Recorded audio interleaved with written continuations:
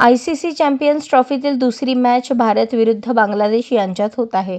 Team इंडियाचा हा पहिलाच सामना आहे. या मॅचमध्ये बांगलादेशचा कप्तान नजमुल हुसेन शांतोने टॉस जिंकून पहिल्यांदा बॅटिंग करण्याचा निर्णय घेतला. बांगलादेशची सुरुवात खराब झाली. त्यांची निम्मी टीम पटापट आऊट झाली. पण टीम इंडियाचा कॅप्टन रोहित शर्माने केलेली एक चूक चर्चेचा विषय बनली आहे. टीम इंडियाने या मॅचमध्ये दमदार सुरुवात केली. अनुभवी मोहम्मद शमीने 2 विकेट्स घेतल्या. नवोदित हर्षित राणाने नजमुल शांतोला आऊट केले. त्यानंतर रोहितने अक्षरकडे बॉल सोपवला. अक्षरने खेळाचे चित्रच बदलले. अक्षरने 9व्या ओव्हरमध्ये 2 बॉलवर 2 विकेट घेत बांगलादेशला गुडघे टेकायला लावले. अक्षरकडे या चॅम्पियन्स ट्रॉफीमध्ये हॅट्रिक राखण्याची संधी होती, पण कॅप्टन रोहितच्या चुकीमुळे ती पूर्ण झाली नाही. अक्षर हा त्याच्या पहिल्याच ओव्हरमध्ये हॅट्रिकवर होता. पण रोहितने स्लिपमध्ये सोपी कॅच सोडली. अक्षरने त्याच्या ओव्हरच्या दुसऱ्या बॉलवर तन्झीद हसनला आऊट केले.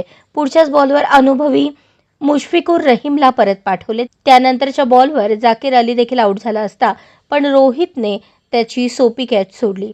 चॅम्पियन्स ट्रॉफी स्पर्धेतील पहिल्याच ओव्हरमध्ये हॅट्रिक घेण्याचा रेकॉर्ड करण्याची संधी अक्षरला होती, पण तसे झाले नाही.